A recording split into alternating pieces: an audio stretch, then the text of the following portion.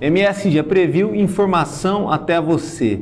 Já parou para pensar que para entender a sua identidade, é preciso entender a sua história? Isso mesmo. É para isso que importa saber coisas de toda uma trajetória de uma sociedade, de um estado, de uma cidade. E eu falo aqui com alguém que é especialista nisso, dedica a vida a isso. Rita de Cássio, historiadora, ótima conversa. Se fosse você, ficava no vídeo.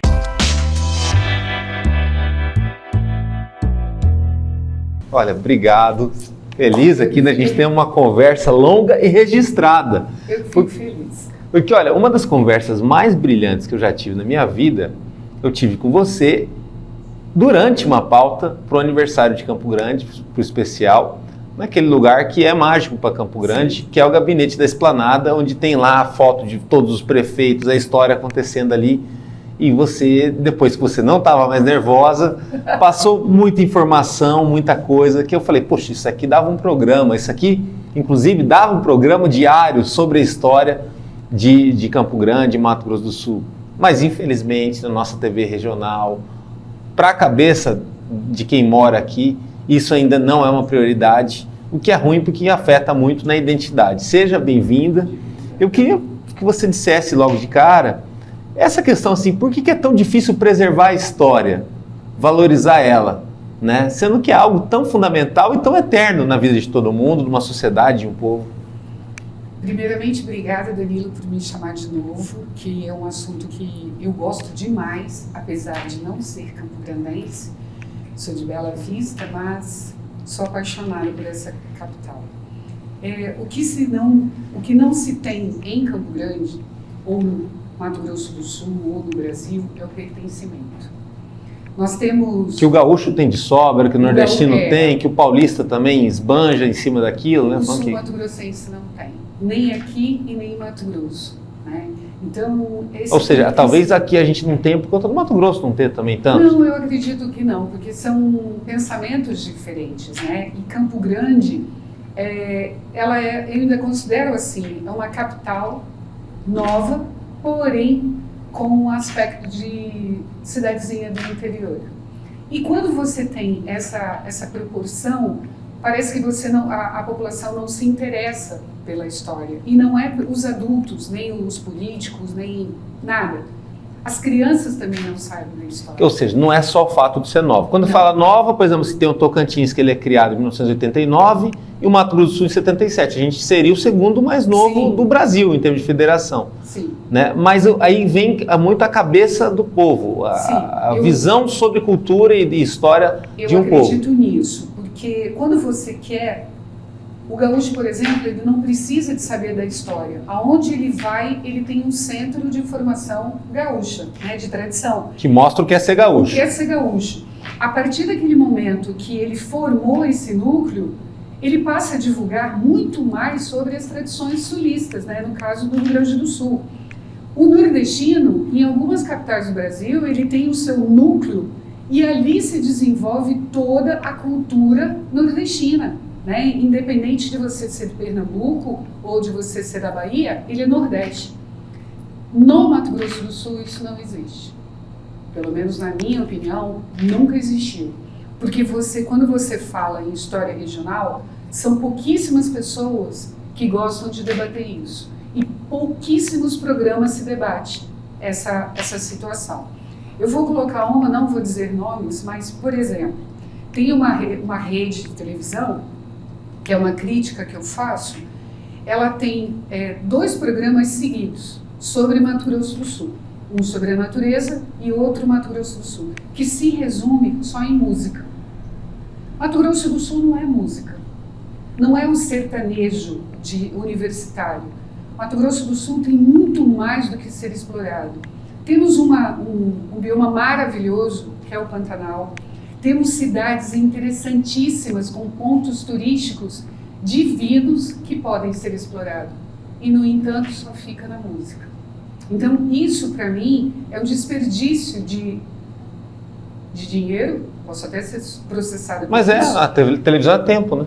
Você imagina, essa brincadeira toda dura o quê? 1 hora, 1 hora e meia, por aí na TV, no ar? 1 hora e meia contando os 2. E o que fala sobre a natureza é muito mais interessante do que aquele que fala sobre... Eu já vou até falar o Mato Grosso do Sul. Mas na dúvida, eu acredito que daqui a algum tempo, se um dos dois tiver caído, a natureza vai para o pau. Esse é o principal fator. Ele não pode cair, porque não juntar os dois Sim. e fazer um programa que envolva o sul-mato-grossense, né? Porque você só fica, eu quero, o grupo tal vai cantar hoje.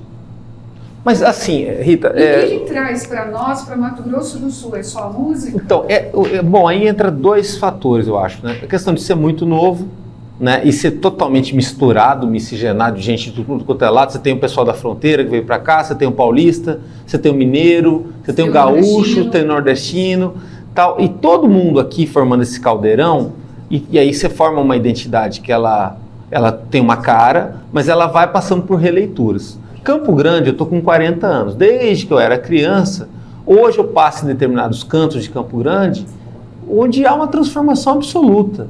Onde não tem mais, talvez, aquele lugar que um dia eu já fui, aquele restaurante, aquela situação que um dia significou alguma coisa. Sim. E que formou muito uma identidade. Por quê? É uma cidade que ela foi mudando de tamanho e tudo mais.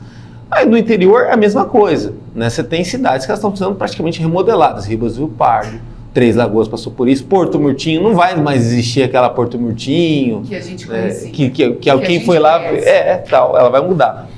Dentro dessa releitura, evitar que a história seja apagada parte muito por políticas públicas. Sim. E aí, a política pública precisa trabalhar como prioridade essa narrativa, porque senão a gente vai ficar sem narrativa. Nós temos, a história prova isso, né? Um país sem memória é um país sem história, né? Ou ao contrário, um país sem história não tem memória. Eu acho que Campo Grande, eles focam muito na questão de abertura, mas para você, não para o povo, se identificar como campograndense ou como sul-mato-grossense. Somos povos miscigenados? Somos, mas não é só aqui, é o Brasil inteiro. Então, aí que tá. Fica difícil você achar uma particularidade nisso. Por exemplo, o norte do país, lá pelo Amazonas, Pará, eles fazem a característica deles. Né? Com relação a isso. A parte cultural. O Nordeste, quando você vai, você quer ver coisas nordestinas. Quando você vem a Campo Grande, você quer ver o quê? Pantanal? Não é só o Pantanal. Sim. Mas o turista chega e fala, mas eu não tenho nada para fazer em Campo Grande. E isso já é uma narrativa antiga.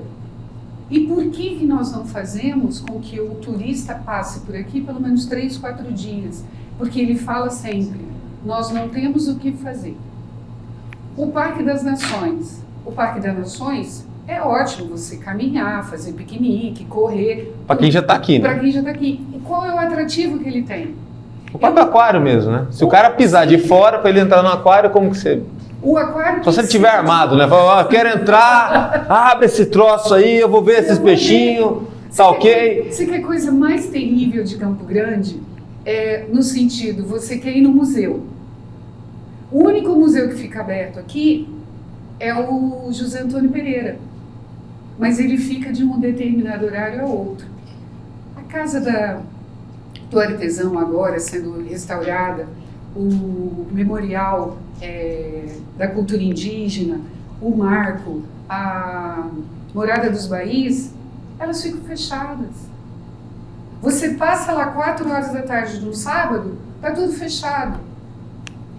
O que o turista vai fazer? É pegar, embarcar e ir para o lugar de... Que envolve um circuito, né? Sim. Tem um circuito, que esse circuito vai mostrar essa narrativa e vai valorizar isso. Sim, tal. Você precisa ver essas coisas. Por exemplo, eu acho que a gente já conversou sobre isso. Eu tenho um amigo, que ele é de história, e ele fez um projeto maravilhoso, chamado Campão a Pé. O que ele faz? Ele mostra para os turistas, e é de graça, tanto sul-mato-grossense quanto quem vem de fora e quer conhecer, o centro de Campo Grande na parte histórica e arquitetura, que é o que ele foca mais. Isso é uma forma de você conhecer a sua cidade, de você saber o que está acontecendo, como fazem em São Paulo.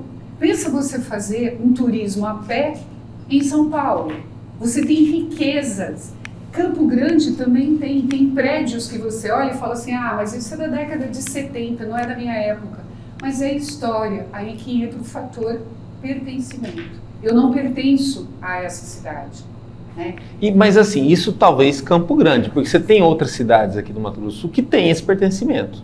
Tem. Na fronteira você tem cidades que tem isso muito claro, com um certo bairrismo.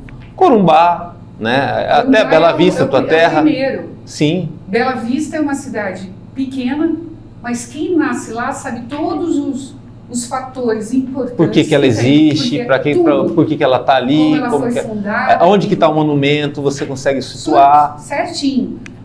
Mas Campo Grande não. Nós temos agora um monumento, até não conheço, chamado a Jaguareté, ali próximo ao shopping, ali no Santa Fé.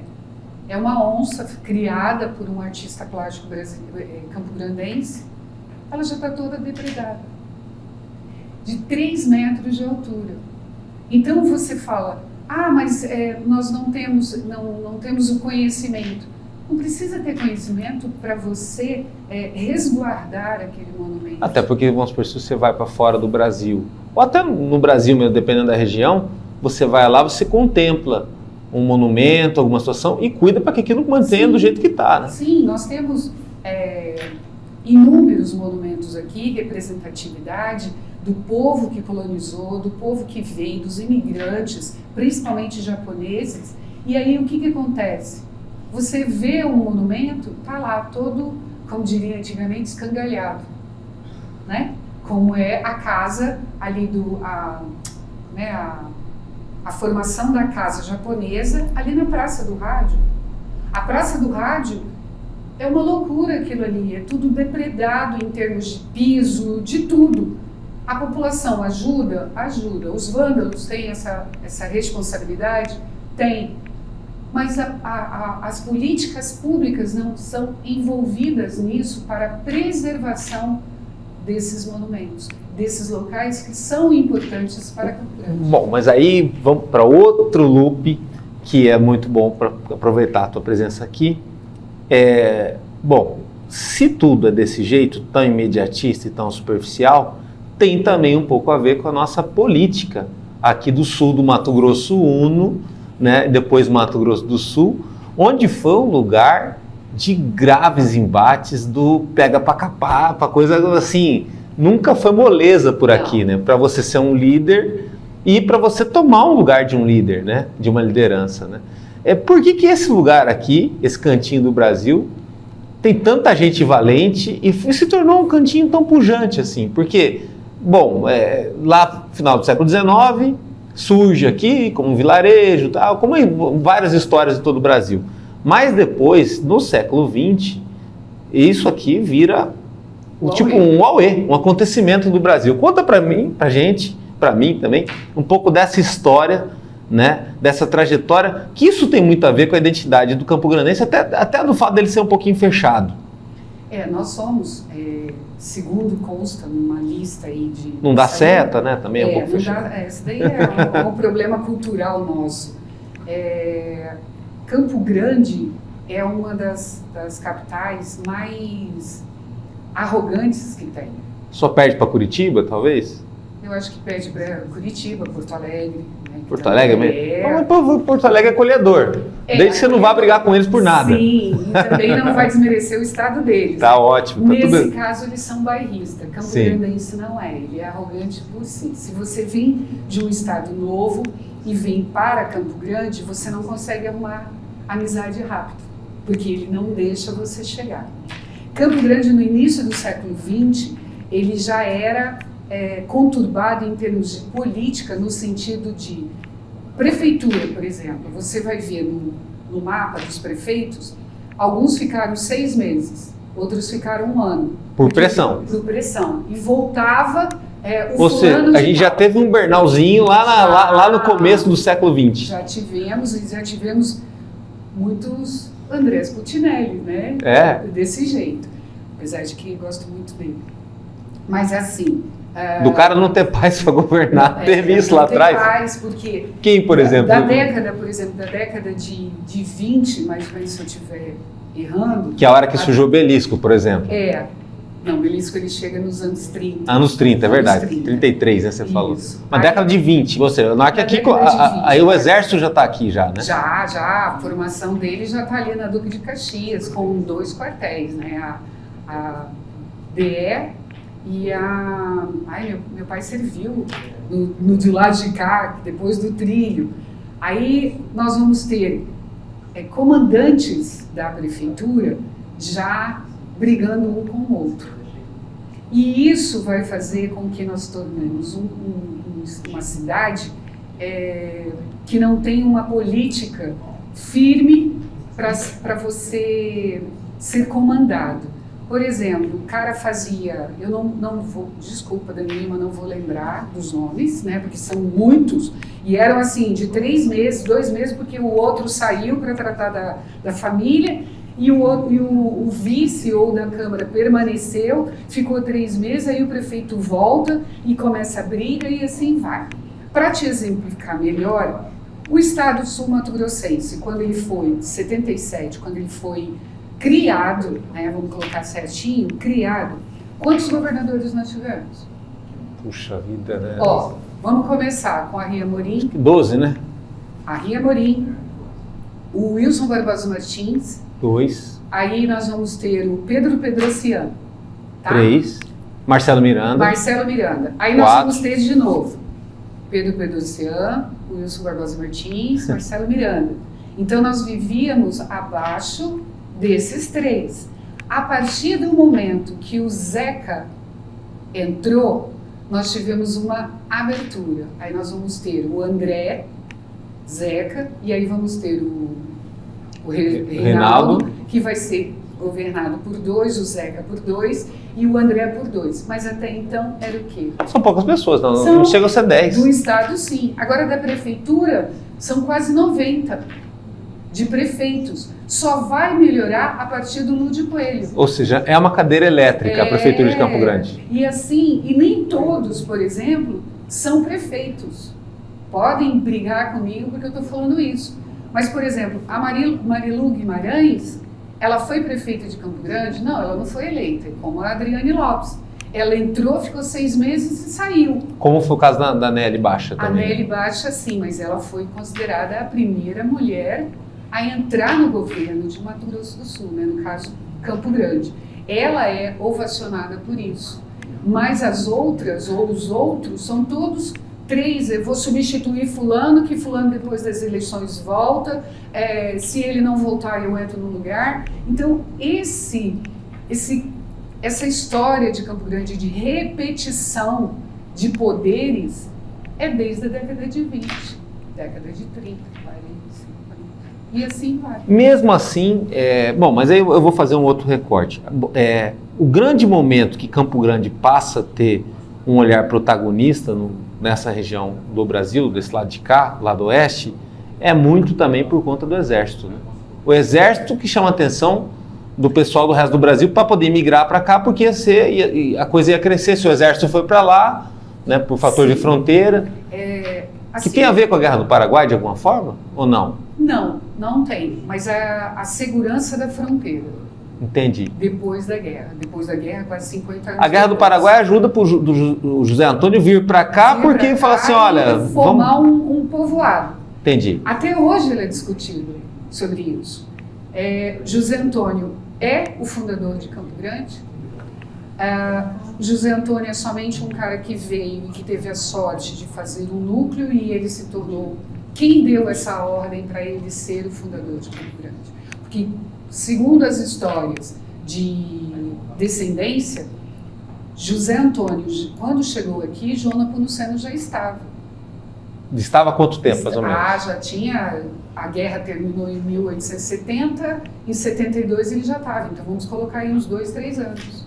Né? Dá uma diferença grande. O Paraguai, ele vem, o povoamento vem para cá, mas ele não fica estipulado aqui. Ele vai para Camapuã e Cuiabá, porque isso daqui era um campão. Entendi. Era um campão. Mas ele chegou primeiro, talvez. Sim, mas ele não. Aí entra a discussão. Ele se organizou? Ele organizou um povoado? Não. Ele ficou só no mundo dele. E depois ele vem ajudar o José Antônio, que chegou 2 anos, ou talvez 3 anos a mais do que ele. E isso vai fazer com que Campo Grande vai se tornando povoadinho. O José Antônio Pereira era um homem de visão.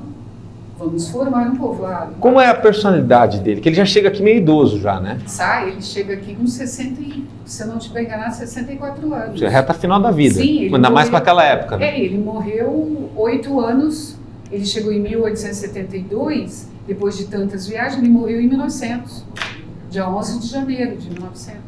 Durou bastante ainda. É que o mineiro dura, né? Comidinha gostosa, né? Aquela coisa de mãe. Jeito de olhar a vida, né? Tipo, a cobra tá vindo e você fala, deixa ela vir até mim, né? Aquele olhar tranquilo. Mas quando ele chega na formação do povoamento, ele tem ajuda de outras pessoas. E aqui já estavam também as famílias Rezende, Taveira, Barbosa, todo em volta do campão. Nesse meio de tempo, entra também a tia Eva. Nesse tempo, ela vai se formar onde? Lá no Jardim Centenário. Ou seja, ela é tão importante porque ela é uma das fundadoras de Campo Grande. Se a gente coletivar isso aí, ela é uma das fundadoras. Eu acredito assim, ela chega não na mesma época, porque o José Antônio chega no final do século XIX e ela chega no início do século XX. Então ela pode ser contemporânea do José e ela pode formar... Mas eles se conheceram? Não, ela é de Mineiros e ele é de Monte Alegre. Eles não tiveram essa convivência. Se eles se conheceram antes, aí eu não tenho esse conhecimento, não posso te falar. Mas a tia Eva, ela tem uma participação muito importante na colocação. Mas assim, quando a gente fala que eles não se conheceram, é importante a gente levar um pouquinho para o desenho que era na época. Quando você fala campão, a gente está falando de um espaço de mais ou menos assim, quantos quilômetros? Seria do tamanho que Campo Grande é hoje, ou um pouco menor, não, mas cada um menor, isolado? Menor, Sabe por que eu pergunto isso? Porque assim, o Museu José Antônio Pereira, da casa onde ele fundou, é lá perto da Guaicurus. Isso. É lá na Avenida Guaicurus. E você tem aquele monumento que fica na frente do Horto Florestal, do Carro do Boi. Certo. Né, que também remete àquela época. O que significa aquele monumento? O que significa a casa? A casa onde ele morou, o monumento é onde ele ia... Não. O que é aquilo ali? Monumento... Que um lugar está muito longe do outro. Sim, o monumento é onde ele parou a primeira vez, em 1872. Ah, tá. Ali. Qual monumento? O do Carro do Boi. Carro de Boi. Ali ele chegou, mas ele não tinha montado vilarejo ainda. Não, ele chegou em 1872. Ele andou um monte, então. Que chegou junto ele, o filho e 2 escravos e Luiz Magalhães, que era o guia dele, tá? Chegaram naquele monumento. Na realidade, ele vai chegar na José Antônio com a Pedro Celestino, onde tinha uma figueira. Hoje é uma José casa... Antônio com a Pedro Celestino. Isso, onde tinha uma figueira, que era uma... Bom, mas aí que tá. Casa. Hoje você chega no José Antônio com a Pedro Celestino, não tem uma conveniência, porque do outro lado é uma clínica de cirurgia plástica e tem um Lesamis do lado. Ali não tem nada, tem uma placa, nada. Nada. E aí ele chega, isso contado por historiadores ou pseudo-historiadores sul-mato-grossenses que contaram essa versão e a própria família. Aí o que acontece? Ele vem para o Horto Florestal. Ali ele se instala com os filhos, durante 3 meses, com o filho. Para ver como que é aqui, para ver se rola, para ver se é tão bom, para ver se era a conversa que passaram para ele, que aqui era cheio de rios e tal, tudo mais. E é uma boa terra para se viver. Quando ele passa, pede ao filho para ele fazer a horta, né, a horta no caso seria as coisas de subsistência, ele pergunta, isso passa o quê? A segunda viagem dele foi em 1875. Então ele fica 3 anos aqui. Depois ele volta. Volta a Minas, né, em Monte Alegre, para buscar o resto da família, os agregados, periquito, papagaio e tudo. Quando eles voltam, aí eles voltam com 12 carros de boi, mas só 11 chegaram. E essa história mas isso que eu ia perguntar. Antes dele chegar a Campo Grande, ele dá uma paradinha antes em algum lugar aqui no estado. Na região de Baús, em Camapuã. Ou seja, podia ter ficado por lá, né? Sim. Vai que ele falasse assim, acho que é por aqui, não sei, não, pronto. Mas o sul de Mato Grosso, com as conversas do término da Guerra do Paraguai, ele vem especificamente para isso. Aí você vai falar assim... Mas vem com mas mapa, ele vem já com sabia? estrada, tinha, Não, o que tinha? cortando mato. Cortando mato. Cortando mato a cavalo. Igual um bandeirante, assim. Isso, igual os bandeirantes quando fizeram para adentrar no interior do Brasil. Mas quando ele chega aqui, ele vê a vastidão, por isso Campo Grande. Né? Campo Grande vai daqui até o E o que era essa vastidão? Assim, tudo plano, você poder olhar e... Plano, você quando vai... Uma vegetação fácil de andar? Sim, você... porque aqui o Cerrado, ele é mais fácil do que a Caatinga, do que o Pampa. Mas quem que estava aqui, né? Tinha índio por aqui? Tinha, claro. Que tipo de índio? Nós não estávamos sozinhos. Os Terenas, os Guaicuru, os Ofaé. Tudo misturado? Tudo misturado, claro que com alguns núcleos. E também tinha as fazendas dos núcleos dos Barbosa, dos Taveira, tudo em forma dos córregos daqui de Campo Grande, por exemplo. Ah, tá. Você não tinha uma cidade. Não, do Bandeira, entendi. do Ianduí. Então, era Ou seja, porque o Mato grande. Grosso, ele já existia, né? Há um bom tempo. E aqui seria uma região do Mato Grosso. Sim, ao sul do Por exemplo, Mato Grosso. Cuiabá tem quantos anos? Cuiabá tem mais 300. 320, não sei. Tudo. E é assim, então, ou seja, e Corumbá também é bem mais antiga que aqui. Sim, Corumbá, para você ter uma ideia, era para ser a capital do Mato Grosso do Sul. Por quê? Porque ela era desenvolvida no início do século, final do século. É verdade que lá foi um dos portos mais influentes da América do Sul? Ali, o Porto Geral ali de Corumbá era movimentadíssimo. A família Baís era riquíssima dentro de Corumbá. Depois que ela vem para Campo Grande, e aí se torna outra, também mais de uma outra forma. Então, assim, para poder entender, você tinha o Mato Grosso grandão lá, né, que era quase o tamanho do Pará, Sim. somando com o Mato Grosso do Sul. Tinha já a sua capital, que era Cuiabá. Tinha lá algumas cidades antigas. Aqui no Mato Grosso do Sul já existia, por exemplo, Corumbá e talvez, acho que Coxim, Bela Vista e tal. Mas nessa região de Campo Grande, esse miolo era terra de fazenda. Sim. Lugar meio vazio, com índio correndo, meio selvagem o lugar. E ali o José Antônio vem, né, sem infraestrutura, ele acha ali e fala assim, ó, mirei, achei, aqui vai ser uma cidade. Mirei, achei e ganhei. Não uma cidade, um povoado, na verdade. Sim, né? Ali ele forma o povoado. Pequeno, mas ele forma. Quando ele volta para Monte Alegre e traz a família, ele vai formar o povoado maior. Nisso... Que é lá perto do Guaicurus? Não. Essa casa perto do Guaicurus, ela é simbólica só? Não, é o museu onde José Antônio Pereira construiu com o filho dele, o Antônio Luiz. Ah, entendi. Que é o primeiro que veio. Porque quando ele faz a divisão das terras, o Antônio Luiz fica com essa terra lá do José Antônio Pereira. E ali é justamente como era naquela época? Com algumas ressalvas, com alguns restauros e tudo mais. Tem objetos que não são da época, mas são épocas contemporâneas, então colocaram. Mas o museu é o histórico de Campo Grande. Aquele moinho de cavalo ou vaca, o monjolo, tudo aquilo foi restaurado e é da mesma época. Hoje tem não sei se você já foi lá, ele tem um sobrinho ou neto do José Antônio Pereira, o bisneto, fez como é que fala esse negócio de arquitetura? Quando você monta para uma maquete. Uma maquete. Como era a casa. Ela está diferente, mas é basicamente a mesma estrutura, de pau a pique, de telha de perna, o monjolo está no mesmo lugar, a roda de cana no mesmo lugar, só que foram tendo algumas diferenças para organizar melhor o museu, para receber melhor. Bom, quando você fala assim, traz a família e vem a galera da família também junto, sim, né? Todo mundo. Aí é tudo meio misturado entre si para sair e aumentando aquela população? Não. Não? Não. Porque como que multiplica? Como que aumenta? Os filhos dele... primo pegando prima? Teve essas coisas assim? Não, tô só perguntando. Sim. Porque não tinha Tinder naquela época, né? Então o cara tinha que ir meio... Ele tava perto, né? O WhatsApp nem pensava. Não tinha WhatsApp. Eu vou pensar em namorar. Não. Mas já tinha o prós e o segredo, por isso que eu quero que você entre depois disso aí. O José Antônio Pereira teve 10 filhos, entre meninos e meninas. Alguns vieram casados, outros solteiros. Mas como encontrar mulheres aqui? O amigo dele, o Manuel de Oliveira, chega na época que ele foi buscar a família.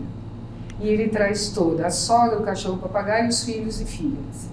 Mistura famílias, então. Mistura famílias, são as famílias. Fora quem já estava por aqui perto, sim, né, nas fazendas e tal. O José Antônio Pereira, 2 filhas dele, do Manuel Oliveira, são casados com 2 filhos do José Antônio Pereira, os 2 mais velhos. Né? Então nós temos a Ana Luísa com o Antônio Luiz, temos o Joaquim com uma outra filha do José Antônio Pereira, e isso vai se formando o núcleo. Aí você vai falar, mas então se formar o núcleo dos Pereiras com o Souza, só vai se formar quando o Antônio Luiz e a Ana Luísa têm o primeiro filho. Entendi. Tá? O Manuel Oliveira vai casar com uma filha do José Antônio. Então ele, ao mesmo tempo, vai ser sogro e genro, sogro do filho e genro do José Antônio Pereira. E aí vai se formar os núcleos familiares dentro de Campo Grande, aonde ele vai dividir Campo Grande com os seus riachos, com os seus córregos e fazendas, ele vai dividir entre a família. Mas aí ele desenha o mapa, ele reconhece a região, ele calcula tudo. O mapa de Campo Grande, ele só vai ser feito em 1909, 1910, que vai abrir o Rocio, que é o tamanho da cidade. O fundador já tinha morrido. Já tinha morrido. Quem vai fazer isso tudo é um tenente brasileiro chamado... Ai, você também está me pegando na coisa. Temístocles Brasil. Ele vai fazer o Rocio e, ao mesmo tempo, a divisão das cidades em ruas. Aí nós vamos ter uma outra... Aí nasce a cidade. Aí nasce a cidade em 1918, mas o povoado já existe desde 1900. Né? 1910... A 14 é de quando? A 14 de 30. De 30. Ela vem bem depois, né? Que passa a ser... Porque, na realidade, nós temos vários momentos de ruas em Campo Grande. A única rua, para você ter uma ideia, que não tinha nome, já na década de 30, 40, era Barão do Rio Branco. Ela era a rua, ela não tinha nome. Mas as outras tinham nome. A Antônio Maria Coelho sempre foi Antônio Maria Coelho. A Maracaju também não tinha nome. Então, Campo Grande ele vai fazer um quadrante da 26 até a Maracaju, aí passava a Maracaju, Antônio Maria Coelho. Aí depois, na Calógeras ou a Santo Antônio, até a José Antônio, que você sabe que é José Antônio, mas não tem o nome completo, né? Isso também é um problema em Campo Grande. Então, essas ruas, a 14, por exemplo, no início do século XX, ela chamava-se Beco, né? Era um trilheiro. Depois ela vai passando para as grandes homenagens, né? Porque a pessoa nunca sabe que existiu aquela cidade. Aí ela passa a ser Aníbal de Toledo, 14 de julho, ela passa João Pessoa, que vai durar mais tempo como João Pessoa, e depois 14 de julho, e nunca pega. Então nós vamos ter essa oscilação. A Rui Barbosa, por exemplo, ela vai ser Rui Barbosa depois de uma década, antes ela era 24 de fevereiro. 1º de março. Isso acontece nos bairros também. Eu morei numa rua no São Luís, Residencial São Luís, ali perto da Brasil Telecom, aquela região perto da Autonomista, que a rua teve 3 nomes diferentes. Um quando eu era criança, outro quando a gente voltou de Cuiabá e o outro antes da gente ir embora. Em homenagem à sua família. E o engraçado é que não era nome de gente que mudava. Mudava o acento, mudava o nome e tudo. Mas não... É engraçado nós isso. temos, por exemplo... É a questão da transformação mesmo. Né? Mas isso é uma forma de também tirar o pertencimento. Sim. O Emílio Schnur tinha a rua em homenagem a ele, que ele trouxe basicamente o trilho e o trem para Campo Grande. Hoje eu não sei se tem Emílio Schnur, mas foi retirado para colocar um outro nome, João Rosa Pires, ou José Rosa Pires, mais ou menos no Itanhangali. É isso, esse mesmo. A Rua Paraná, Eduardo Santos Pereira. A Rua do Contorno, Salgado Filho. Né? Então, primeiro, a Rua Direita, Rua Tiradentes. Então, nós vamos ter somente com datas comemorativas que não vai mudar o nome. 13 de maio, 7 de setembro, 26 de agosto, teve 3 nomes, né? A Rua Velha e a primeira rua, a Rua Velha e 26 de agosto. Então, nós vamos ter pedaços de ruas. Hoje em dia, eu me questiono, por que colocar? Nós temos a Ricardo Brandão, que é a metade da Fernando Corrêa da Costa. Sim. Aí quando você passa ali no entroncamento da Joaquim Murtinho, não é mais Fernando, é Ricardo Brandão. Então essas coisas que acontecem que eu não acho isso legal, porque isso confunde a cabeça da Mas aí, no meio de todo esse balaio de gato, tal, essas mudanças políticas e tudo mais, entra gente, sai gente, a população vai aumentando. Primeiro, que nem você falou, por conta do exército, aí vai vindo a boa notícia que aqui tá pujante, vai enchendo e tal. No meio de tudo isso, a Avenida Afonso Pena virou aí um pouco de cartão postal, mas um pouco de principal referência do que é Campo Grande. Segundo Paulo Coelho Machado, ela é a rua principal, né? Que ela corta Campo Grande. Por que ela se tornou a rua principal? Porque a extensão? Ela corta Campo Grande de ponta a ponta. E ela mostra realidades muito diferentes de Campo Grande, você acha? Mostra. É a história do antes e depois do trilho, né? Toda cidade tem isso também. Isso mesmo. Só que tem um detalhe, Afonso Pena, ela se tornou inteiriça na década de 60, porque se você for ver o mapa, ali é Marechal Rondon, depois do trilho. Aí você passa Afonso Pena, Marechal Rondon, Marechal Deodoro, desculpa, Marechal Deodoro. Aí vem até onde hoje é o CMO. No CMO hoje é Duque de Caxias. Aí Afonso Pena vem até a rotatória ali do Círculo Militar e vai até o Parque dos Poderes. E ainda existe a Marechal Deodoro, só que ela está ali Marechal Deodoro, paralela com essa daqui que a gente está, com o Alexandre Fleming. Sim, e assim por diante. Por exemplo, a Calógeras, ela foi em homenagem ao Pandiá Calógeras, que foi muito importante na área militar, que trouxe os quartéis para Campo Grande. Ela era Santo Antônio, né? Então nós vamos ter a 14, a Rua Barbosa, a José Antônio, só José Antônio, porque a partir da José Antônio não tinha mais nada em Campo Grande. Nós vamos ter, para você ver uma trajetória, o viaduto da Ceará, ele só foi feito por causa do shopping. Sim. Em 1985. Não, eu ainda via a Afonso Pena sem o shopping, né? A Afonso Pena ela acabava ali naquela parte. Isso é antigo, hein? Sim, acho que eu tinha 7 anos, 6 anos, né, por aí. Eu não lembro disso porque quando foi feito, eu não morava em Campo Grande, eu morava no Rio de Janeiro. Mas assim, o shopping eu lembro da gente ir de bicicleta lá na obra e tal, era uma coisa... Era, você vendo foto, você fala assim, meu Deus, isso aqui existia? Não, olha como é que era antes.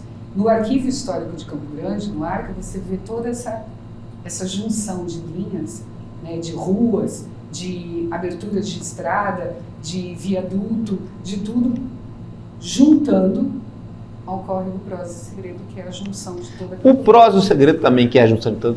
Por que leva esse nome, né, que é um nome bem típico daqui? Queria que você contasse. Prosa. O que nós estamos fazendo aqui é uma prosa. Sim. Né? E as pessoas costumavam prosear no leito do rio, que era um córrego, né? Que daqui ali você ultrapassava e sentava na beira da margem ou na calçada e conversava. Não tinha nome. E o segredo nasce lá na parte japonesa, né, de Campo Grande, e ele vem para cá e se encontra.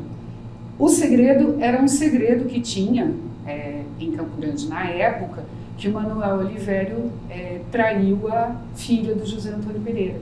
E os fofoqueiros de prontidão fofocaram para a vila inteira. Então todo mundo dizia que ela era uma pessoa que levou, entre aspas, né, desculpe pela palavra, chifre do Manuel Olivério. Lá na região do Segredo. Lá na região do Segredo. E quando eles se juntam, aí ele vira um outro rio, o rio Aianuzinho. Entendi. É incrível. Incrível. Mas Campo Grande não vive somente do Prosa e do Segredo. Eles são os mais famosos porque eles passam na cidade. Mas nós temos o Cerolo. Por que o Cerolo? Porque os viajantes, os cavaleiros que passavam por lá levando gado e etc e tal, tomavam banho e arrancavam a roupa e se desse bobeira, a correnteza levava a Cerolo. Ah, entendi. O Botas, as botas não podiam ficar na margem do rio. A água vinha, pegava e levava. Então sempre tem o córrego Pedregulho, o Bandeira, né, por causa da homenagem à bandeira e tal. Mas você tem sempre uma história a ser contada sobre isso. E isso é história. Agora, o que te levou para a história? Né? Porque a história é uma coisa que todo mundo adora. Hoje em dia é vivenciado de uma forma diferente com as redes sociais. É tudo muito fracionado, são narrativas difusas, né? Mas a história eu acho que é uma coisa que até o fim da humanidade ela vai estar presente, ela vai estar forte, vai estar definindo as coisas, né? Mas o que fez te levar, o que te levou a história a ser uma profissão? Assim, eu sou química e jornalista por opção e historiadora sem opção. Quando meu pai veio para Campo Grande, jornalismo tinha na Universidade Federal, mas não era jornalismo, era só rádio. E aí eu não podia concluir o meu curso. E eu fiquei sem fazer absolutamente nada. Ou seja, você estava fazendo jornalismo em outro lugar? No Rio. Já tinha terminado química e aí fui fazer jornalismo porque eu não gosto muito de falar, sabe? É uma coisa minha. E aí o que aconteceu? Eu vim para cá e não tinha nada para fazer. Vamos tentar vestibular. Aí tentei para arquitetura, passei, mas entrou matemática, vazei. Falei, vou fazer história, porque na época que eu fiz aquele exame que fazia para descobrir qual é a sua profissão... O teste vocacional? Isso, o teste vocacional. Eu fiz e deu para ser educadora. Mas eu não queria, porque na minha família, homens são militares, mulheres são professoras. Aquilo para mim era... Não quero ser professora. Quase uma ditadura, né? Gente, bem definidinhas as coisas. Aí o que aconteceu? Vim para cá, fiz vestibular, na época era FUC-MAT, fiz história.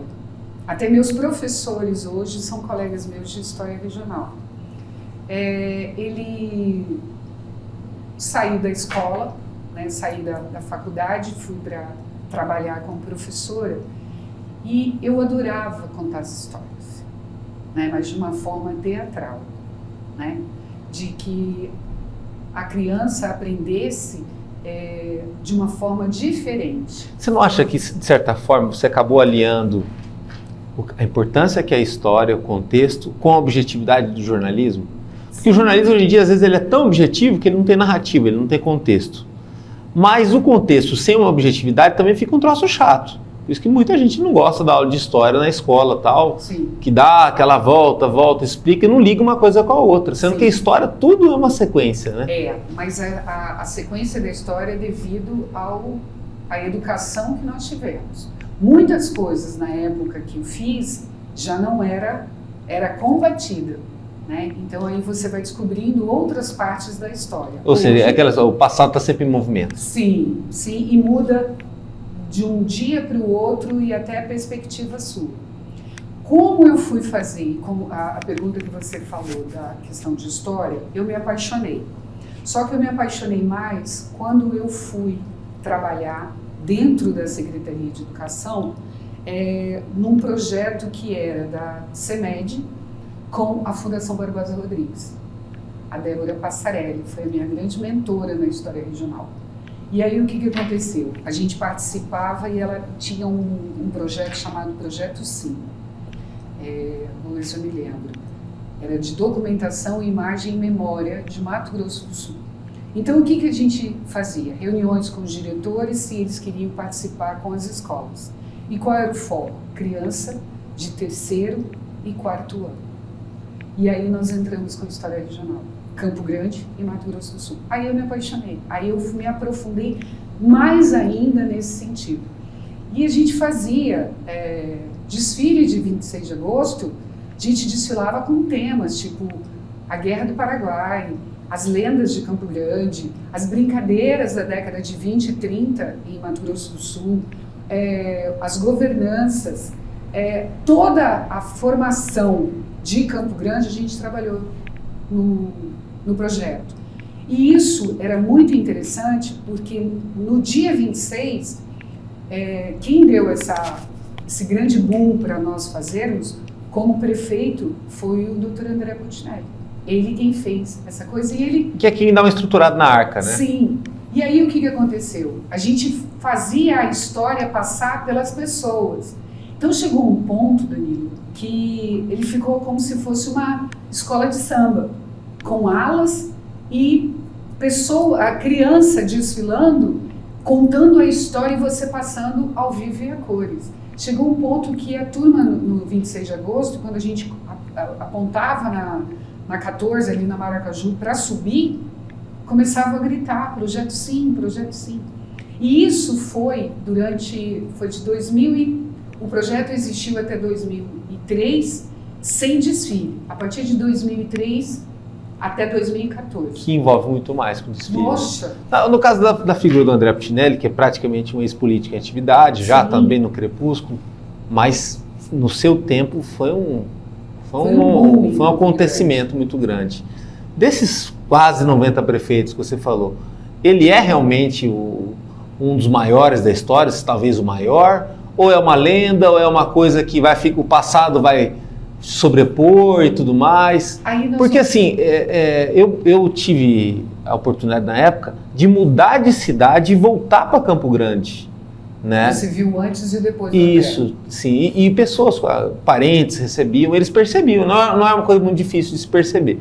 E realmente a cidade ela tem, a partir dali, uma nova narrativa. Não sei se isso o torna maior ou se isso o torna melhor. Mas é nítido que a partir daquela gestão de 1997 para frente, você tem uma nova narrativa em Campo Grande e dali para trás outra coisa, e aí você tem outros estratos. Né? Sim. Mas comparado ao que a gente tem hoje, nasce lá naquele 1997.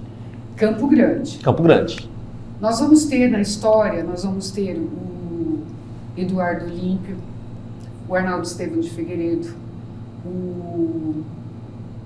a Arlindo de Andrade Gomes, para mim, o Lúdio Coelho como prefeito. O que eles tinham em comum, assim?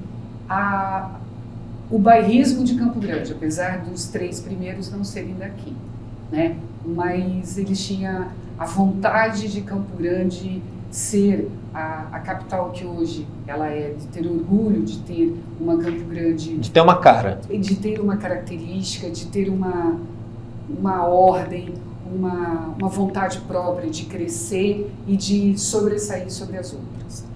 Para você ter uma ideia, o Eduardo Olímpio e o Arnaldo Estevam de Figueiredo continuaram a obra do Dr. Arlindo de Andrade Gomes, que foi a plantação das árvores da Afonso Pena, eles que plantaram.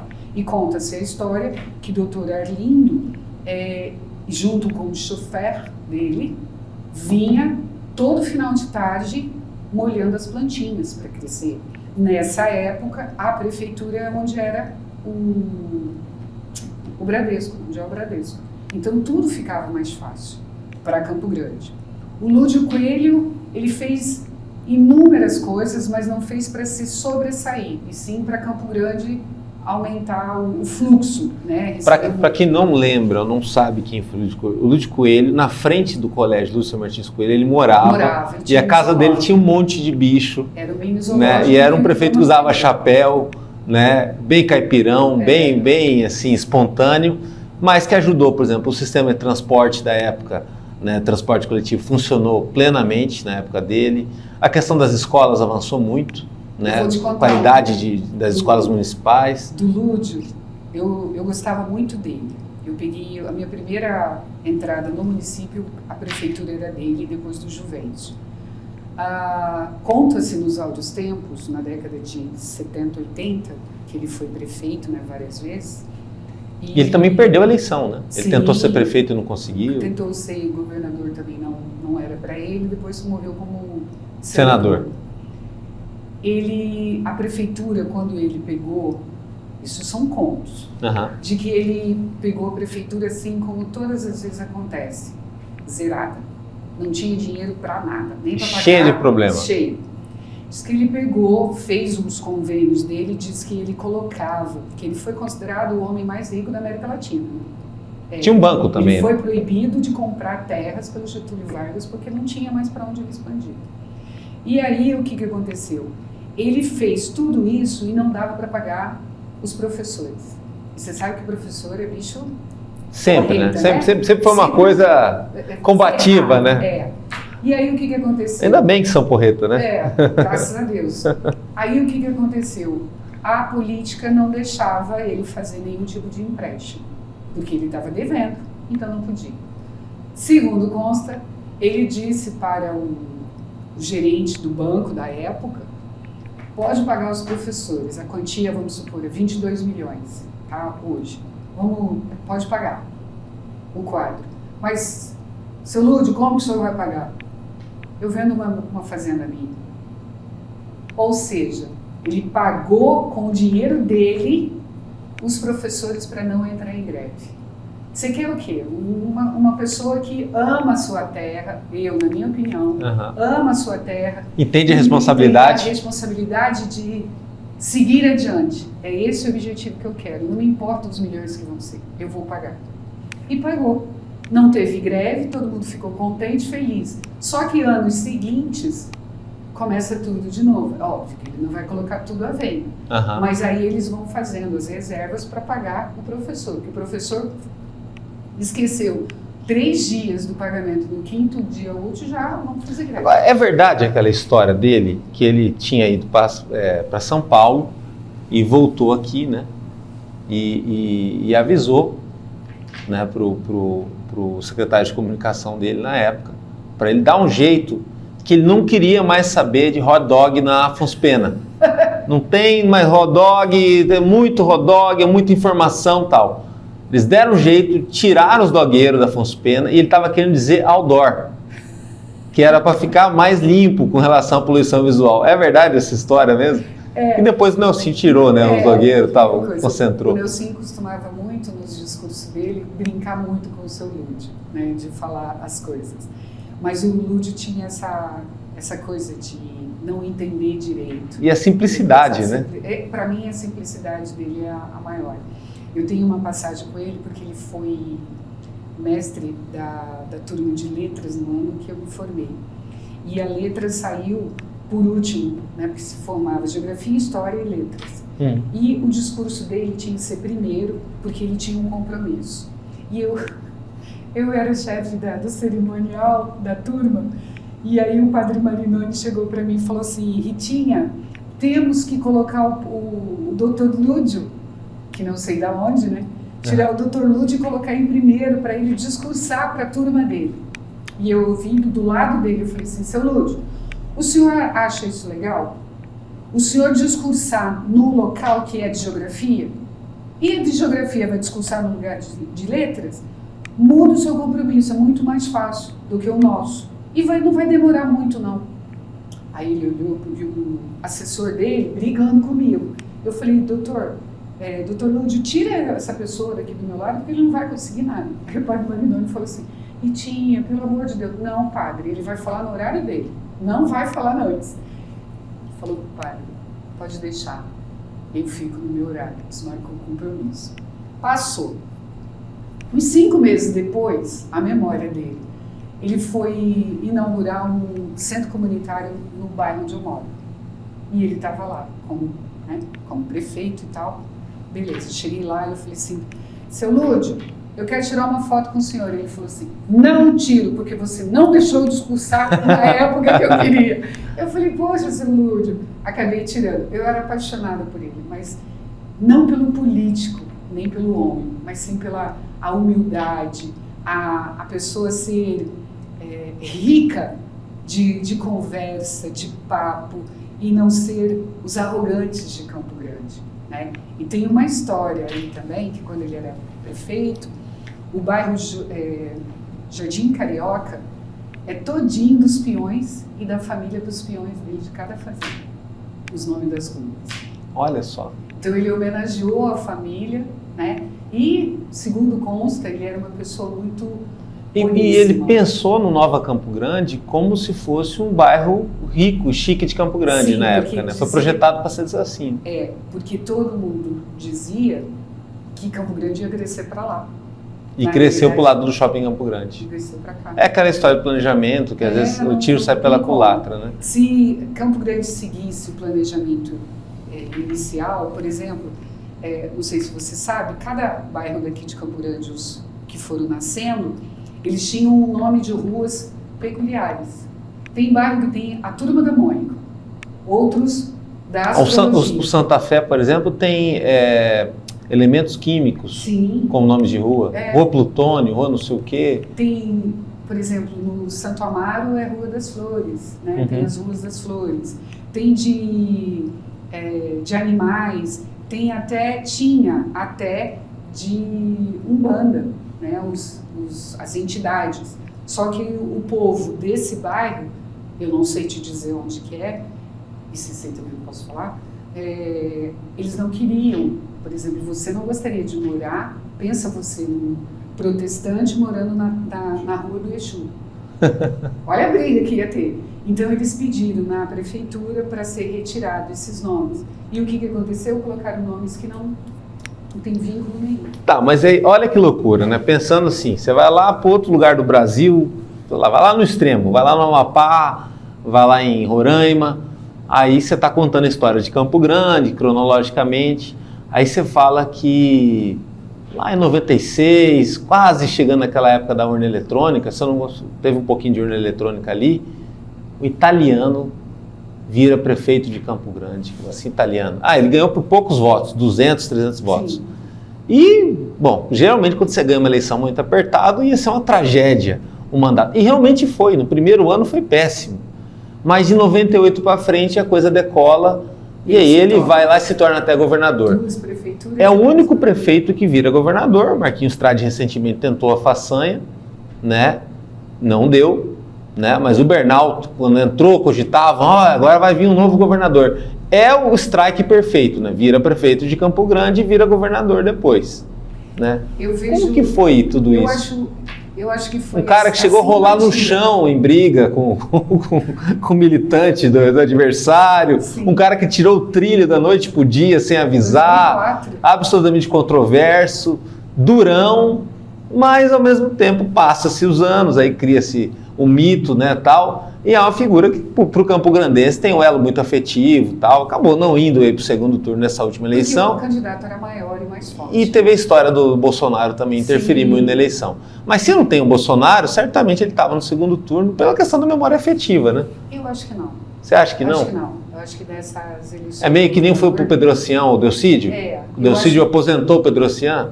E eu acho assim, já falando em política, o contar foi porque o Bolsonaro deu essa oportunidade para ele.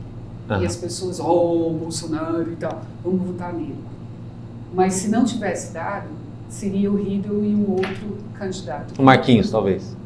Marquinhos, eu acho que não. Seriam dois novos nomes. Acho que talvez a Rose. A Rose. Talvez a Rose. Mas, assim, firmemente... O Marquinhos por conta da desidratação que ele acabou ocorrendo durante a campanha e tal. Tudo. Mas você acha que para o André ele ficou do tamanho que ele estava, que é um tamanho bem consolidado, né? E permaneceu, porque aonde você vai, as pessoas falam. Tem um carinho dele, Eu coloco, aquela hora que você falou sobre Campo Grande, que você passou em 2 momentos, eu coloco assim, que Campo Grande foi uma antes do André e depois do André, como prefeito e como governador. Mas ele não conseguiu essa façanha como governador para dizer assim, o Mato Grosso do Sul foi um antes do André e outro depois. Campo Grande, sim. A narrativa não foi tão forte. Se você andar por Campo Grande, em tudo quanto é lugar, tem uma grande vantagem. Aí fez a continuação do trabalho do André. Que ajudou o André bastante. Isso. Quando você anda por Campo Grande, você fala assim, essa obra é de quem? Não dá para saber, né, de quem que é, às vezes. Não, tem aquele do Totem que os dois criaram junto, mantiveram. Mas você sente, Campo Grande não era desse jeito. E foi quando? Tipo a Fernando Corrêa da Costa, que cobriu, tem um monte. E que hoje, até hoje, alguém vai ter que cobrir também a Ricardo Brandão. Sim, né? Porque está se deteriorando. Então, eu acho que ele tomou a frente, tomou os peitos, se virou Mas ele fez algo que melhorou e que todo mundo brigava. Mas assim, no Mato Grosso do Sul, na hora que a gente abre essa narrativa, aí tem um tal de Pedrocian, que esse cara teve época que o professor ficou sem receber meses e tudo mais, aquela loucura, mas ele deixa muitos legados. Sim. E aí passa, se a gente fosse ranquear, e aí o mundo ele é cruel, o jornalismo mais ainda, porque ele adora fazer listas, né, tal, tudo, que é uma coisa também americanizada, mas passa a ser talvez o governador mais governador do Mato Grosso do Sul. Né? Por que ele ocupa esse espaço na história? Porque ele conseguiu fazer numa época que era impossível fazer? Aquilo que os outros não fizeram, aquilo que ele tinha permissão e tinha Mas ele também era bem atrevido, né? Sim, mas era tipo a grade política dele no Mato Grosso do Sul e em Brasília. Ele tinha trâmite. Trâmite mais fácil do que qualquer um. Isso explica um cara de Miranda que governa Mato Grosso do Sul. Quer dizer, Miranda, todo respeito a Miranda, é um município de passagem, Miranda, né? Miranda. Até Corumbá e tal. Mas assim, aí você tem um cara, o sujeito sai de lá, peitudo, e ele vai e sai. Morenão, é ele. O EMS, é ele. É a Universidade Federal, do jeito que a gente vê hoje, é ele. Tudo. Várias rodovias. Só que nesse patamar todo, o Pedrocian, tanto é que teve até a briga, como se eu não estiver enganado, com o Zeca, porque ele queria tirar todas as estrelas do Pedrocian. Que o Pedrocian colocou a estrela, né? Que é da bandeira também. Que é da bandeira, só que ninguém liga a bandeira com a estrela. Essa obra aqui é do Pedrocian. Ele não podia ter colocado essa estrela. Tem que tirar, tem que colocar outro tipo de luz. Mas não é. É a bandeira que ele gostava e colocou a representatividade na cidade dele, né, na capital do estado dele. Então, ele teve muitas coisas interessantes. Mas ninguém teve, talvez, o apelo popular que ele teve, né? Teve a história que ele foi, acho que desde aquela Praça das Araras ali, até um bom trecho sendo carregado publicamente pelas pessoas, né? Igual um artista de rock. Sim. O Pedrocian, ele foi mais ovacionado pela população até hoje, né? Pelas pessoas mais antigas. Eu acho que ele e o André Cucinelli batem juntos, só que o André em Campo Grande e ele no estado. Batem juntos. Você fala, em qualquer canto que você for, Pedrocian foi o cara... Você tem a obra do Pedrocian, aí você vai em qualquer canto de Campo Grande, no Mato Grosso do Sul também, tem uma obra do André Cucinelli. Agora, bom, no mundo de hoje, esse mundo, como eu falei, difuso, cheio de narrativas, tem como alguém igualar isso? Pelo menos assim, em relação à história de espaço afetivo no coração do sul-mato-grossense? Eu acho que não. Talvez, no meu entendimento, talvez a Rose. Só não tem... não teve oportunidade ainda. Não tem a oportunidade de mostrar para ela. Quem sabe agora, nas próximas eleições do ano que vem, ela entre como candidata à prefeitura e mostrar o que ela é capaz. Mas você fala assim da Rose, por exemplo, assim, a Rose... é uma política muito habilidosa, foi uma excelente vice-governadora e muito inteligente, né? E é um exemplo do mundo de hoje, um mundo onde precisa igualar mais as oportunidades e tudo mais, onde a gente precisa mesmo ver a mulher em espaço de protagonismo da política, até por uma questão de respeito. Sim. Né? Não só mulher, mas eu acho que todo mundo tem oportunidade igual e aí você vê quem que é melhor, tudo mais. Campo Grande hoje está também com uma prefeita, né, também, assim como Dourados teve recentemente a Adélia e tudo mais. Você fala da questão da Rose, pelo perfil dela, você acha que questão técnica ela teria... Eu acho que ela tem um carisma diferente deles. Né? Ela fala... mais atual? Ela não fala do passado. Ela permanece do passado, presente e olha para o futuro. Eu conheço a Rose, eu fui formadora dela na secretaria, porque ela também é formada em História. E eu era formadora de História dentro dos núcleos de escolas. E ela foi. Ela tem um projeto muito bonito, tocando em frente com alunos. Independente dela ter se candidatado a prefeita, a deputada, a governadora, qual o cargo que ela se candidata, ela mantém esses núcleos de projetos consistentes. Não é só tipo, eu vou fazer um programa de televisão para arrecadar votos, ou de fazer todo mundo me ver. Não. Ela faz surdinamente. Acho que todo político devia fazer um projeto social, né? Sim, mas O um cara- projeto social sério.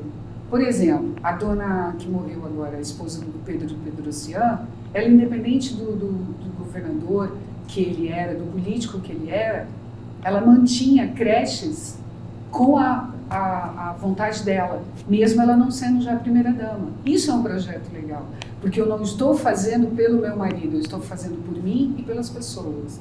A mesma coisa, a dona Nilda, do Lúdio Coelho, ela fazia projetos, apresentava, claro, a prefeitura também ajudava, mas o dinheiro dele era maior. E ele sendo prefeito, senador de novo, ela nunca parava. Ele está dando uma contribuição para a comunidade, para a sociedade. Isso né? daí é importante. Não é momentaneamente, porque eu vou me candidatar, eu preciso de um projeto para mostrar para o povo que eu também sou do povo. Não, o povo conhece. O povo conhece quem é e quem não é. Eu acho que nesse ponto a Rose ganha deslavada de muita gente. Então, por exemplo... Mas aí não depende também muito do amadurecimento do eleitor? Porque tudo isso está acontecendo, né? A gente está falando, mas os minutos estão passando, a sociedade está se mexendo e tudo mais. E é nítido, eu acredito que, eu imagino, está gravado aqui e tal, eu imagino um segundo turno com 2 mulheres em 2024. Ou pelo menos uma mulher no segundo turno. Né? E é uma questão de tendência eleitoral, é um olhar diferente. Mas assim, quem seria, vamos supor, a Rosa com a Ana Maria, as duas juntas, elas teriam que ter apoios masculinos. Sim, não, com certeza. E de muitos partidos, né? Sim. Porque só ela, tipo o Bernalzinho, né? Vou governar sozinho. Não, mas aí que tá, aí não existe um cenário técnico, é que eu falo, por exemplo, até a questão do Bernal. Dentro de cenários técnicos não existiria o Bernal. Não, o Bernal vem, fura toda aquela narrativa e se torna prefeito. Né? Aí ficou aquele auê todo. Também, da mesma forma, a situação do Reinaldo Zambuja, quando ele se elege em 2014. Né? Tinha tudo, a festa estava pronta para o Delcídio. Sim. E aí ele vai, fura isso. Eu acho que do que depender da política tradicional, não vai existir uma mulher protagonista, tanto na prefeitura de Campo Grande quanto no governo. Mas a sociedade ela vai se mexendo, você tem um público hegemônico feminino no voto, deve ser um público mais responsável quanto à abstenção. A abstenção define a eleição no Mato Grosso do Sul, é um lugar que tem muita abstenção. E o dedo também. Isso, e a questão de mudança, né? Porque sempre vai, olha, a eleição municipal é a história da mudança.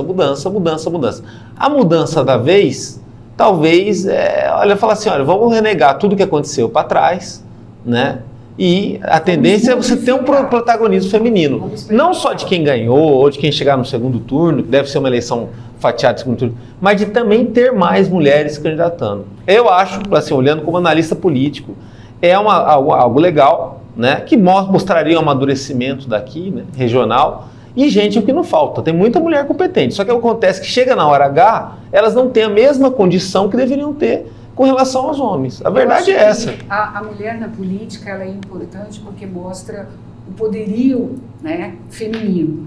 Só que... Mas um olhar diferente também. Sim, né? Eu posso não concordar com você, mas vamos nos unir para nós fazermos um programa de governo bom, que não sobressaia para você nem para mim, mas vamos fazer isso. Não tem a forma de diálogo. Os políticos, ou velhos políticos, ou a política velha de Mato Grosso do Sul, impede de fazer isso. A Adriane Lopes, ela abre um precedente para nós, né? Por ela ter não sido votada, mas ela estar no governo, se ela está fazendo bem ou mal, mas ela é uma representante feminina. O que vai abrir para nós no próximo ano? Ou não, ou fechar, dependendo de até o final de 2024. Mas a história é assim, né? A história está sempre em edição, né? Sim, ela tá mas assim, é que eu digo assim, vai chegar um candidato melhor e ele ganha na lábia. O negócio é você... Tudo depende de como vai estar a prefeitura, né? Você tem que estar ciente que a lábia da pessoa, ela envolve. E aí a pessoa ganha uma eleição sem saber o porquê.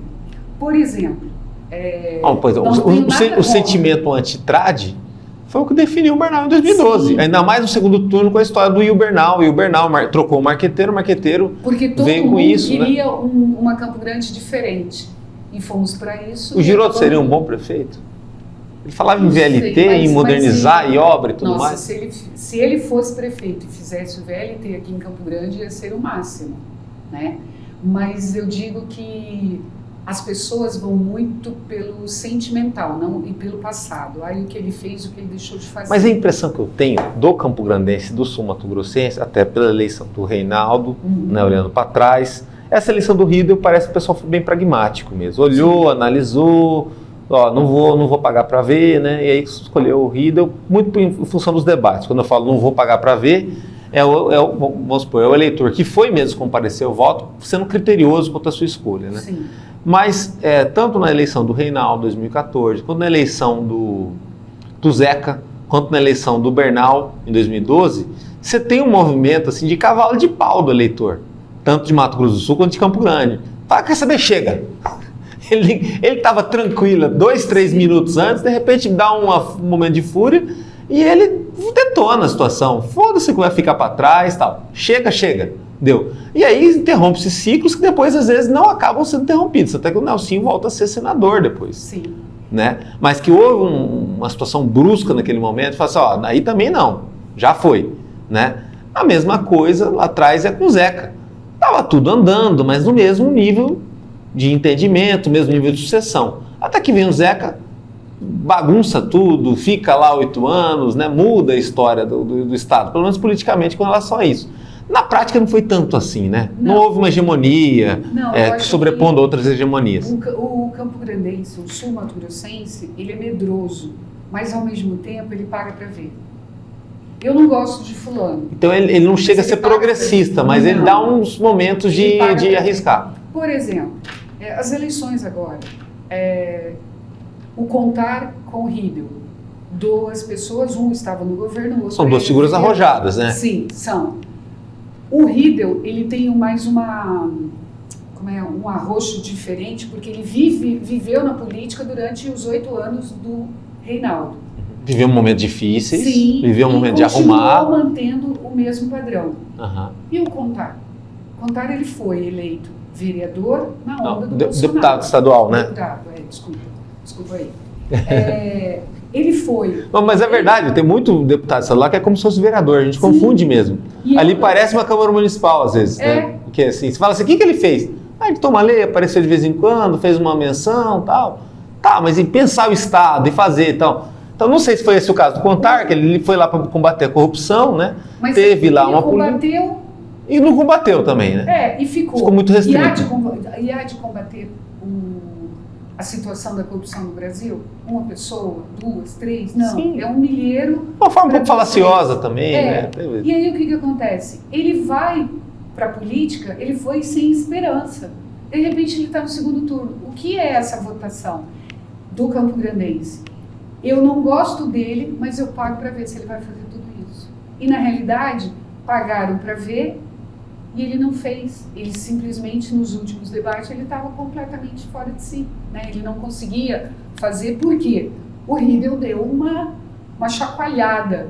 Vou fazer e firmemente, mesmo que não vá. Mas ele mostrou... Por mais que seja uma dialética, uma guerra de narrativas ali, de um lado você viu firmeza, uma clareza. Você não sente isso. E aí você fica... Só naquilo eu pago para ver, mas ao mesmo tempo eu estou com medo. E se ele fosse eleito? O que ele estaria fazendo? Mas aí entra a questão do pertencimento. Vamos supor, você tem uma figura do tamanho do Bolsonaro, que ele vai numa bela de uma quinta-feira, vai para frente da TV, não fez isso com nenhum outro governador do Brasil, pelo menos num debate ao vivo, e vai lá e pede voto para o Contar.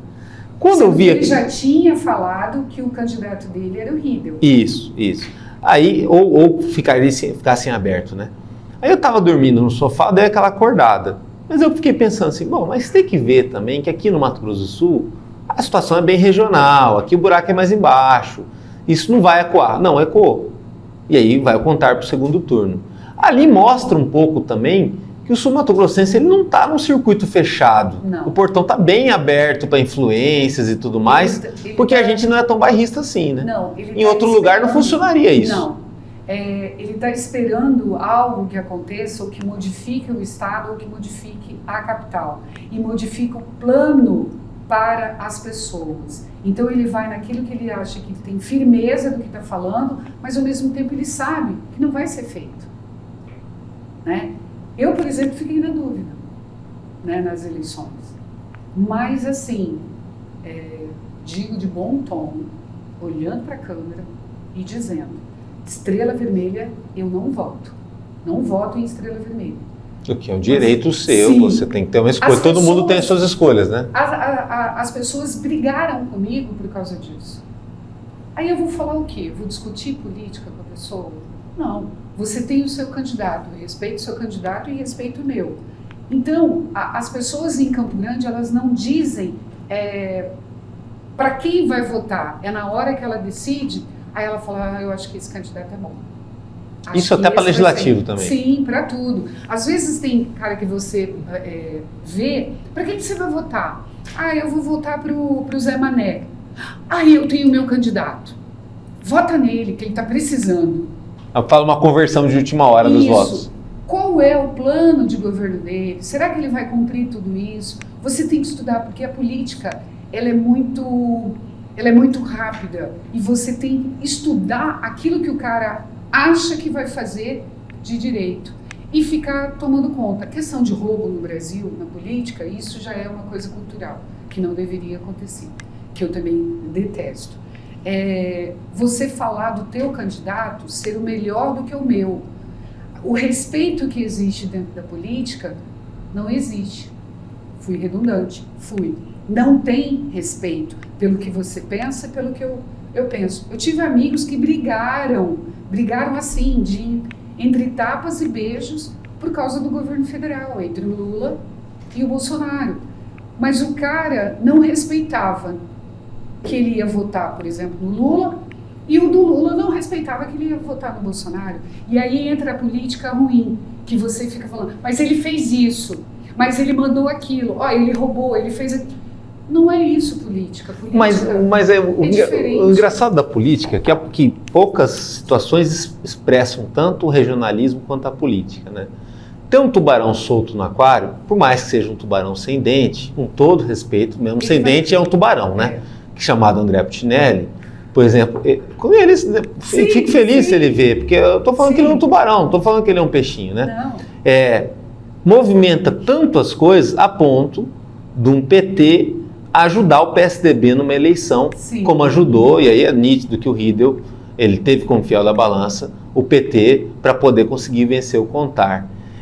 Lembrando que o PSDB, ancorado no MDB do André Puccinelli, durante muitos anos rivalizou com o PT. Isso projetou carreiras como a da Simone Tebet, que hoje está do lado do PT e tudo mais, né? O que explica isso? Para os políticos é aquela coisa: não, cada momento é um momento, você tem que articular forças e tudo mais. Para a população é aquela história: bom, alguém comprou alguém nessa história aí. Sim. Né? Mas para a história há um olhar pragmático também de enfraquecimento de forças e ascensão de outras. Né? É um pouco isso também, né? Eu acho que a política, ela é daquele de quem dá mais, né? A junção de quem dá mais. Se você me oferece determinado produto e o outro oferece um palito de dente, claro que eu vou no gado. Né? Então, eu acho que a política é um jogo de interesse sempre, sempre. E essa junção de partidos, eu acho desnecessário. Eu acho que se você é de um partido, o teu partido não tem candidato, nós vamos apoiar. Não, o partido vai definir se eles vão apoiar ou deixar livre. Isso daí não é partidário. Não existe livre, né? Não tem. Não tem hipocrisia maior, agora, né? Eu já descobri... Por exemplo, na eleição do Marquinhos, o Livre, a conversa fiada do Livre, metade do MDB foi pro lado da Rose, metade foi pro lado do Marquinhos. Sim. Tem que ver que metade que foi para aquele lado, até porque depois no resultado final o Marquinhos estava muito mais forte em articulação de bastidores do que aquela eleição da Rose. E aí, o que acontece? É uma separação de partidos. Mas eu não gostei desse partido, não gostei desse, então vamos fazer um outro partido. Quantos partidos o Brasil tem? E agora, já lendo uma reportagem, aqui em Mato Grosso do Sul, a prefeita quer mudar de partido. né? Ela quer ir para o partido do marido. E o marido, eu não sei, é PL, acho, não, Patriota, sai do Patriota e vai formar um outro partido. Poxa vida, naquela eleição você foi Patriota, nessa eleição você vai ser do Demo, na outra eleição você vai ser do PC. Então, você confunde a cabeça do eleitor. Mas o Bolsonaro teve vários partidos, né? Aquela coisa até chegar no PL. Quantos políticos saíram dos partidos? Eu acho que ele já foi do PL, não foi? Chegou a ser do PL, sim. Foi do PP, e foi do PSL. E aí você vai contando e os partidos vão se extinguindo. E isso faz com que cada ano que passa a gente vota na mesma, vamos supor, na mesma pessoa, mas com um partido diferente. Mas será que a ideologia dele é a mesma do partido? Será que o pensamento dele é a mesma de todo mundo? Não. Então, eu sou a favor do Brasil, aí vou falar que eu sou americanizada. Não, eu sou a favor de 2 partidos. Ou você é azul ou você é branco. Não tem essa coisa de... Parintins lá, o boi vermelho, o boi azul, lá, o caprichoso ou garantido? Não tem esse negócio. Então, a política brasileira, se não dá certo um partido, ela forma outro. Aí dá desistência de muitos, a ideologia não é a mesma e vai se formando, e quando você vê, o Brasil está assim, partidos com 200 pessoas, mas você não conhece ninguém. E fica uma coisa esquisita, o Alckmin vice do Lula.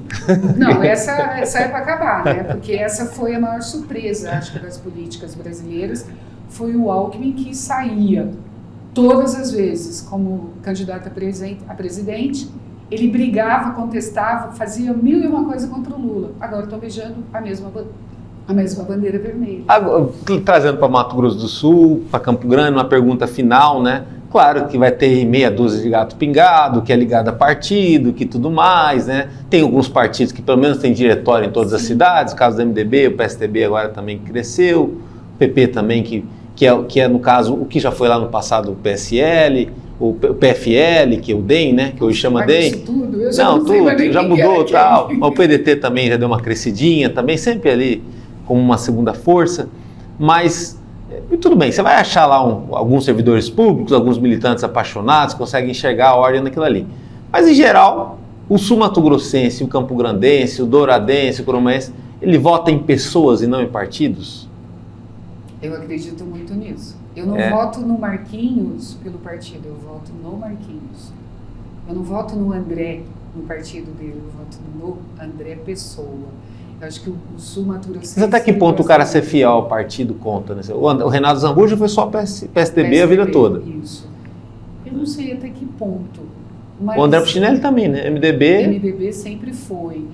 A Rose mudou de partido algumas vezes. Para um partido que criaram agora, Grife Nova, União Brasil. Eu não vejo... Eu vou ser sincera com você. Eu não voto por partido. Pode me chamar de, como diria o Chaves, burra, reprova ela, professor. Mas isso em outros estados conta muito, sim. Né? Isso conta demais, né? Em alguns estados brasileiros ainda existe aquele voto do cabresto, mesmo sendo por urna eletrônica. Você vota porque eu vou te dar o que você precisar. O coronelismo, né? O coronelismo. Aqui não pega o coronelismo ou tem o coronelismo de outra forma? É o coronelismo do servidor público, né? O coronelismo diferente, ele é mais por baixo dos panos, mas você vota. Por R$100 eu voto em você, a pessoa, mas aí é aquela assistência da pobreza, né? Eu preciso desse dinheiro, então eu faço. Tem pessoas que fazem campanha por R$500. Mas é aqui a história da desigualdade também, né? É muito rico, muito pujante, mas aqui já chegou a ser uma das capitais mais desiguais do Brasil, né? Sim, e eu acho que Campo Grande ela ainda precisa crescer muito na parte política. Os políticos precisam ouvir o cidadão que votou, independente de partido. Se, como eu disse, eu não gosto de votar em Estrela Vermelha, não significa que a pessoa que é da Estrela Vermelha não seja boa para mim, tá? Eu votei por muitos anos no Pedro Kemp. Eu adoro o tipo como ele é. E acabei de falar, eu não voto em Estrela Vermelha. Então você tem que ver a condição da pessoa, o que ela faz para merecer esse seu voto, porque o voto não é brincadeira. O voto é 4 anos, passa mais 4, mais 8, e aí vivemos o quê? Agora, Pronto, para finalizar a entrevista, você olha para a câmera aqui, essa câmera aqui, que eu nunca sei quando vai ser a última entrevista, né? Por isso que eu faço tão bem, talvez, as entrevistas. Você manda um recado para a Rose e para o Pedro Kemp, só avisa uma coisa, fala que eu não mordo e que os dois não vêm aqui, mas nem a pau. E o programa já está desde 2017 no ar, Já? né? E muita gente veio, né? Muita gente que você citou durante essa entrevista. Mas esses dois já não vieram. O Pedro Kemp já chegou 2 vezes a vir assessor aqui para explicar por que ele não veio. Mas né? eu sei que vai cortar. Não vai. Isso aqui eu sei que vai cortar o que eu vou falar e aquilo que eu falei que eu não voto em Estrela Vermelha. Eu acho que o Pedro não vem pelas perguntas que ele não vai conseguir responder. Mas você acha? Acho. E a Rose? A Rose talvez... Que ela tá ocupada eu gosto muito da Rose. Eu acho que ela... Eu acho que daria 2 baita entrevistas, entendeu? Seriam. Pelo que você falou, são 2 pessoas que transcendem a bolha, falam bem de educação, Sim. E que têm projeto, e que, de certa forma, são 2 talentos abafados. Né? Mas com uma ressalva. A Rose nunca foi secretária de educação. O Pedro já foi e não fez nada demais. Falando como professor. Corta! Perfeito.